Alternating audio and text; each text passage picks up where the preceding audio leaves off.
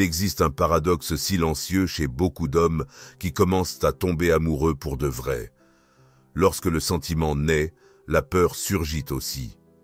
Ce n'est pas la peur de l'autre personne, mais celle du reflet émotionnel que cette personne éveille en eux. Pour beaucoup, aimer, c'est s'exposer, Et s'exposer, c'est-à-dire ouvrir son âme, peut signifier entrer en contact avec des blessures profondes que l'homme a refoulées pendant des années. Carl Jung l'explique à travers le concept de l'ombre. Cette part de nous qui renferme ce qui est réprimé, nié, ce que nous refusons de voir. Chez de nombreux hommes, l'ombre contient des émotions de vulnérabilité, d'abandon, d'humiliation ou d'échec. Et lorsqu'une femme apparaît et touche, sans le vouloir, cet endroit sensible par sa tendresse, sa présence ou simplement son regard, l'homme sent que quelque chose en lui s'agite, et pas toujours agréablement. Ce qui est paradoxal, c'est que plus le sentiment est réel et profond, plus la peur peut s'intensifier. Ici, il ne s'agit pas de la peur d'un engagement superficiel, souvent invoqué comme excuse. Il s'agit de la peur authentique, celle qui naît lorsque le véritable amour menace de faire tomber les structures émotionnelles rigides que l'homme a construites pour se protéger de lui-même. Alors apparaît un premier signe, subtil mais puissant. Quand tu t'approches émotionnellement, il commence à s'éloigner, non pas parce qu'il ne tient pas à toi, ni parce qu'il ne ressent rien, mais parce que l'amour qui commence à naître en lui le pousse à affronter quelque chose qu'il a jusqu'ici refusé de voir, son propre besoin d'aimer, sa peur du rejet, sa croyance qu'il ne mérite pas d'être vraiment aimé.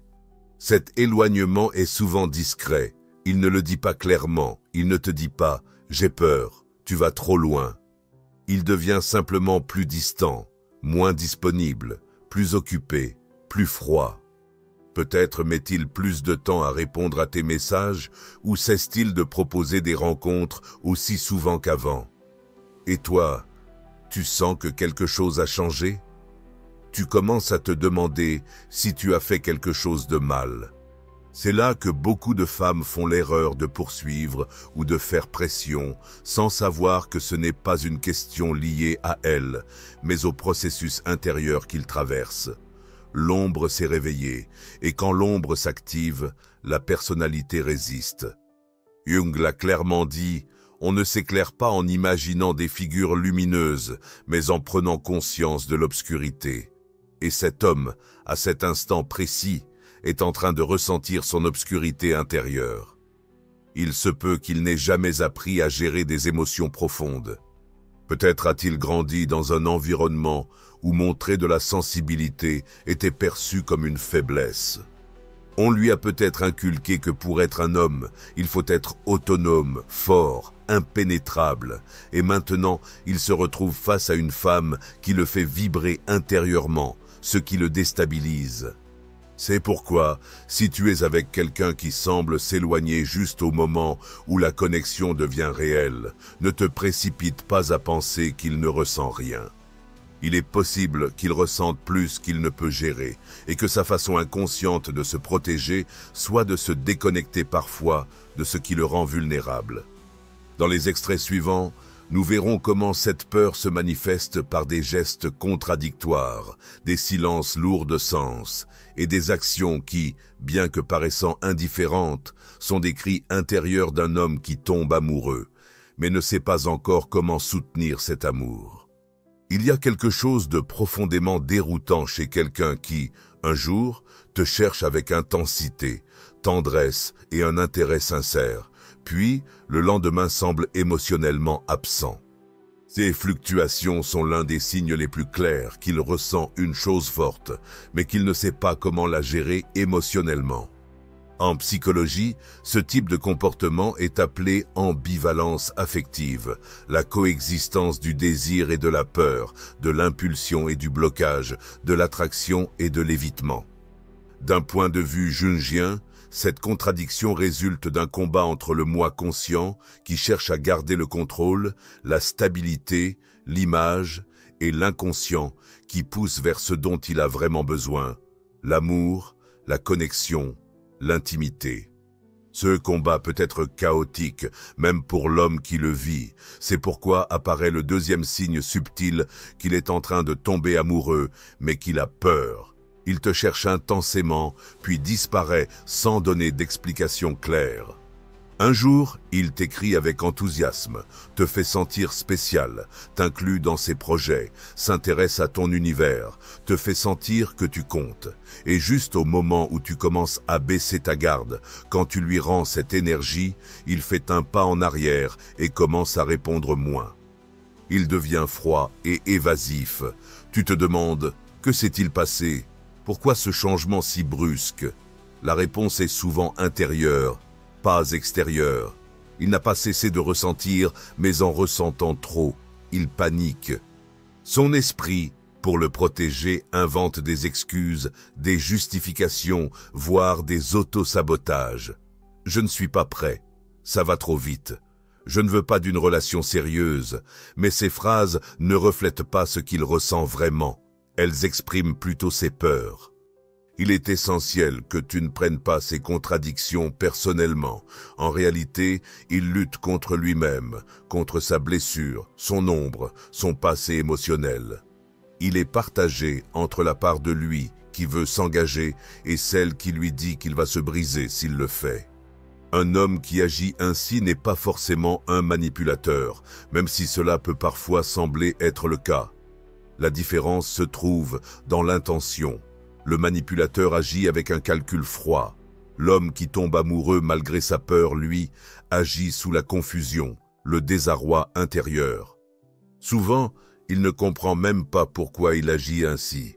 À ce stade, beaucoup de femmes ressentent l'envie d'exiger des explications, et c'est normal. Comment ne pas vouloir des réponses quand quelqu'un vous attire un jour et vous repousse le lendemain? Mais tu dois savoir une chose, pousser un homme en conflit intérieur ne fait que le repousser davantage. Il a besoin d'espace, mais pas d'être abandonné. Il a besoin de compréhension, mais pas de soumission. Il a besoin que tu restes ancré en toi pour qu'il puisse se retrouver. Jung disait qu'aucun éveil de la conscience n'est possible sans douleur. Pour cet homme, aimer implique de la douleur, non pas parce que tu lui causes, mais parce que l'amour le force à sortir de sa carapace émotionnelle, et cela fait mal. Alors, que faire? Sois attentive à ce qu'il fait plus qu'à ce qu'il dit, car les mots peuvent mentir, mais l'énergie ne trompe pas. Observe s'il revient toujours malgré ses absences. S'il te regarde avec intensité, même s'il évite de parler de ses sentiments, s'il y a une constante dans sa confusion, le désir d'être avec toi, même s'il ne sait pas comment. Cela ne signifie pas que tu dois rester éternellement en attente de sa maturité émotionnelle. Mais si tu peux reconnaître que, lorsque quelqu'un agit de manière contradictoire, c'est souvent parce qu'il aime, mais que l'amour lui fait peur, alors cette contradiction est déjà un signe fort. Il y a quelque chose qui ne peut jamais être complètement caché, le corps. Même si un homme ne verbalise pas ses sentiments, même si son esprit tente de les réprimer, même si ses mots sont pleins d'évasion ou de silence, son corps parle. Et lorsque l'amour l'habite, même en secret, son langage corporel le trahit sans qu'il le réalise. Carl Jung affirmait que l'inconscient se manifeste non seulement dans les rêves, mais aussi dans des gestes automatiques, des postures, des regards. Dans ce sens, le corps devient une scène où se jouent les conflits entre ce que l'on désire et ce que l'on craint. C'est ici que se manifeste le troisième signe subtil qu'il est en train de tomber amoureux, même s'il ne l'admet pas. Son corps s'incline vers toi, même si ses mots semblent s'éloigner. Observe-le quand vous êtes ensemble. Il ne parle peut-être pas beaucoup de ses émotions, mais comment est son regard? Évite-t-il tes yeux ou au contraire, les soutient-il plus longtemps que d'habitude? Un contact visuel prolongé, même silencieux, est une forme de connexion profonde. Un homme peut ne pas te dire qu'il tient à toi, mais si son regard te cherche fréquemment, si ses pupilles se dilatent quand il te voit, si son comportement change en ta présence, alors tu es face à une vérité corporelle. Fais aussi attention à l'orientation de son corps. Il se tourne vers toi quand il parle, même en groupe.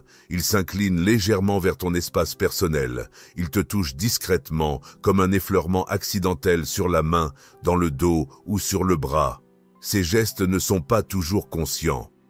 En fait, ce qui est le plus révélateur, c'est qu'il n'a même pas conscience de les faire. Il y a quelque chose d'encore plus évident, le côté nerveux. Oui, ce léger tic, cette façon maladroite de bouger, cette manie de se toucher le cou, les cheveux, de manipuler un objet quand il est près de toi. Tout cela peut indiquer qu'il est émotionnellement touché par ta présence, mais que son esprit ne sait pas comment exprimer ce qu'il ressent. Je disais que l'inconscient se reflète dans tout ce que nous évitons de dire. Dans ce cas, le corps agit comme une soupape de décompression pour un sentiment qui ne parvient pas à s'exprimer verbalement, et ce langage ne ment pas. Tu peux voir comment il se redresse en te voyant entrer dans une pièce, comment il sourit inconsciemment, comment le ton de sa voix change. Ce sont toutes des manifestations somatiques de l'amour en conflit. Même le silence peut être éloquent, si vous êtes ensemble et qu'il semble calme, mais qu'il ne cesse de te regarder du coin de l'œil. S'il reste silencieux, mais s'approche. S'il ne dit pas grand-chose, mais qu'il est clairement présent, émotionnellement engagé, alors tu vois son corps s'exprimer à sa place. Et voici quelque chose de très important. Ne le confronte pas avec la raison. Ne cherche pas à lui arracher des confidences, car s'il n'a pas encore pu accepter ce qu'il ressent, le presser ne fera que le refermer davantage. Ce que tu peux faire, c'est écouter son corps, ses gestes, ses actions, et à partir de là décider ce dont tu as besoin. Si tu es prête à accompagner le processus émotionnel de quelqu'un qui ne peut même pas encore nommer ce qu'il ressent, ou si tu as besoin de quelque chose de plus clair et direct. Le corps n'a pas de filtre, et si tu sais le lire, tu peux y découvrir des vérités que même la personne elle-même n'a pas encore acceptées. Comme le dit Jung, l'âme s'exprime à travers le corps bien avant de trouver les mots. On dit que tout est dans les détails, mais l'amour s'y trouve aussi. Et quand un homme commence à tomber amoureux, sans le savoir ou sans vouloir l'admettre, ce sont ces micro-actions qui le trahissent. Ces gestes apparemment insignifiants qui ensemble forment une carte émotionnelle plus claire que n'importe quelle déclaration. Carl Jung expliquait que l'inconscient ne se manifeste pas seulement dans de grands rêves ou des crises émotionnelles, il se révèle souvent de manière subtile, quotidienne, voire banale. Et c'est justement là, dans les petits actes, dans ce qui est spontané, que la vérité de l'âme émerge. Voici le 4e signe subtil qu'il est en train de tomber amoureux. Même s'il a peur, il commence à prendre soin de toi dans des détails qu'il ne perçoit même pas comme importants. Il ne te dit pas qu'il t'aime, mais, si tu rentres tard, il s'assure que tu arrives bien chez toi. Si tu es malade, il t'apporte quelque chose sans que tu le lui demandes. S'il remarque que quelque chose te préoccupe, il apparaît avec un message, une blague, une attention inattendue. Ce ne sont pas de grands gestes romantiques, mais des petites choses qui, néanmoins, parlent d'une connexion émotionnelle profonde. Ces micro-actions sont particulièrement précieuses car elles ne sont pas motivées par le besoin de faire bonne impression. Elles ne font pas partie d'un plan conscient de séduction. Ce sont des expressions spontanées du lien affectif qui commence à grandir en lui. Elles sont comme des reflets de l'âme qui surgissent sans passer par le filtre de l'ego. Tu peux aussi remarquer comment il commence à t'inclure davantage dans sa vie sans le dire ouvertement. Il te mentionne devant ses amis, il t'envoie une photo parce que quelque chose lui a fait penser à toi. Il s'intéresse à tes opinions sur des sujets qui comptent pour lui. Il change certains plans pour te voir, même s'il ne l'exprime pas franchement. Tout cela sont des signes clairs que son esprit rationnel est encore en train de se débattre, mais son cœur a déjà pris sa décision. À ce stade, de nombreuses femmes se sentent confuses, car il continue de dire qu'il ne veut pas de relation ou qu'il n'est pas prêt émotionnellement. Mais ses actes le contredisent. Et c'est là que la sagesse émotionnelle entre en jeu. Ne te concentre pas uniquement sur les mots. Observe plutôt le comportement.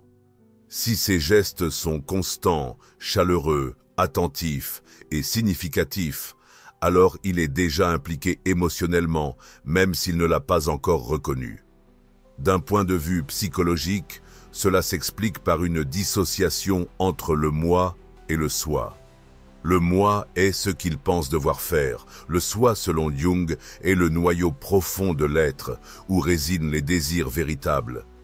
Lorsque ses paroles et ses actes sont en contradiction, c'est souvent parce que le soi s'exprime plus fort, même si le moi n'en a pas encore conscience. Il est aussi possible qu'il agisse par peur, même dans ses belles attentions. Peut-être que dans son histoire, il y a eu trahison, abandon ou blessure d'enfance qui l'empêchent de faire confiance facilement. C'est pourquoi, malgré ses soins envers toi, il garde une certaine distance. Mais l'attention est toujours là, constante, sincère et inconsciente. Et ce qui est le plus révélateur, c'est qu'il ne s'en rend même pas compte. Si tu le lui fais remarquer, il peut minimiser. « Ah, ce n'est rien !» Mais tu sais que si, car prendre soin de quelqu'un par de petits gestes sans rien attendre en retour est une des formes d'amour les plus pures. Jung disait que ce que nous rejetons nous asservit et ce que nous acceptons nous transforme. Il peut nier ce qu'il ressent, mais son âme est déjà en train de se métamorphoser grâce à toi, et cette transformation se manifeste dans chaque micro-action. Nous en arrivons ici à l'un des aspects les plus confus et douloureux de l'amour inconscient, ce moment où lui, justement au moment où il commence à ressentir plus profondément, s'éloigne sans raison apparente. Ce n'est pas que tu aies fait quelque chose de mal, ce n'est pas que le lien se soit rompu. Au contraire, plus le lien se renforce, plus il ressent de la peur, et plus il a peur, plus il prend ses distances. D'un point de vue jungien, cela s'explique par une activation intense des blessures de l'ombre. Jung soutenait que le véritable amour ne réveille pas seulement la joie, il fait aussi remonter tout ce qui a été refoulé. Insécurité, traumatisme, peur d'enfance, souvenir d'abandon, sentiment d'indignité. Ainsi, lorsque l'homme commence à tomber vraiment amoureux, il peut être submergé par une force intérieure qu'il ne sait pas comment gérer, et c'est pour cela qu'il se retire. C'est le 5e signe subtil qu'il tombe amoureux sans le savoir. Il commence à t'éviter juste au moment où tout semblait aller mieux. T'est-il déjà arrivé d'avoir de beaux jours, des conversations profondes, des moments de proximité? Et soudain, il répond moins, devient plus distant, trouve des excuses pour ne pas te voir. Tu ressens peut-être qu'il est étrange, distant, confus. Ce comportement n'est pas toujours un rejet. Souvent, c'est une panique émotionnelle. Lorsqu'un homme sent qu'il tombe amoureux, mais qu'il porte des blessures non guéries, ce qui en ressort n'est pas de la gratitude, mais de la peur. La peur de te perdre, la peur de ne pas être à la hauteur, la peur que tu le rejettes lorsqu'il s'ouvre. Et au lieu de l'exprimer par des mots, parce qu'il ne sait pas ou ne peut pas, il le manifeste par de la distance. Il disparaît, rompt la connexion, te laisse dans la confusion. Ce comportement a un nom, fuite émotionnelle. Et c'est très fréquent chez les personnes qui, dans leur histoire, ont vécu l'amour comme une douleur, comme un abandon, comme un risque. Pour elles, l'amour n'est pas synonyme de sécurité, mais de vulnérabilité extrême. Donc, lorsqu'elles ressentent quelque chose de profond, leur premier réflexe n'est pas de s'approcher, mais de se protéger en s'éloignant. Le paradoxe, c'est que cette fuite ne signifie pas qu'il ne ressent plus rien. Dans de nombreux cas, cela signifie qu'il ressent plus qu'il ne peut gérer. Comme le disait Jung, à ces moments-là, l'ombre s'active, cet ensemble d'émotions, de souvenirs et de parts de soi que l'homme a appris à cacher, et l'amour, en l'illuminant, l'expose aussi. Ne le prends donc pas personnellement, ne pense pas. S'il s'éloigne, c'est qu'il ne m'aime plus. Parfois, il s'éloigne parce qu'il t'aime trop et ne sait pas comment gérer cela. Que faire de ton côté? Avant tout, garde ton centre. Ne poursuis pas, ne réclame pas, ne manipule pas. Comprends que s'il fuit, ce n'est pas ta responsabilité de le sauver. Tu peux lui offrir un espace sécurisé, mais tu ne peux pas le contraindre à rester s'il n'est pas prêt. Et surtout, ne sacrifie pas ton bien-être émotionnel en attendant qu'il dépasse sa peur. Rappelle-toi, le véritable amour se construit quand les deux peuvent soutenir l'intimité émotionnelle. Et s'il n'en est pas encore capable, son cheminement ne doit pas te tirer vers le bas. Jung disait qu'il n'y a pas d'éveil de la conscience sans douleur. Et bien souvent, cette conscience commence par la reconnaissance de la peur. Donc s'il s'éloigne juste au moment où il semblait être le plus proche, s'il commence à t'éviter sans explication logique, ne le prends pas comme un rejet de ta part, mais comme un signe de l'impact que tu as sur lui. Et peut-être que, s'il parvient à traverser son ombre, il reviendra transformé, plus conscient, plus présent, plus vrai. Mais cela ne dépend plus de toi. Après la peur, la confusion et la fuite, vient un point de rupture, parfois lent et silencieux, parfois brusque et inévitable. C'est le moment où cet homme qui a tant évité ce qu'il ressent se rend enfin à la vérité de son cœur.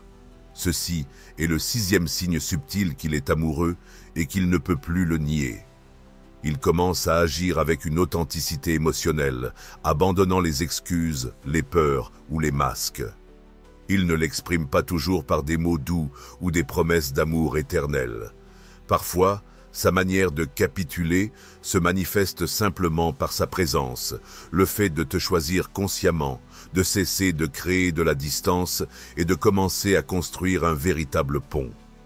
Et même s'il ne l'exprime pas comme dans un film romantique, tu sens qu'il y a un changement, son énergie, son regard, la façon dont il choisit maintenant de rester, alors qu'avant, il fuyait.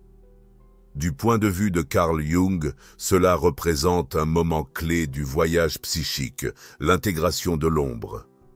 L'homme qui projetait, qui évitait, qui vivait en contradiction entre ce qu'il ressentait et ce qu'il montrait commence à reconnaître ses émotions comme une part de lui-même.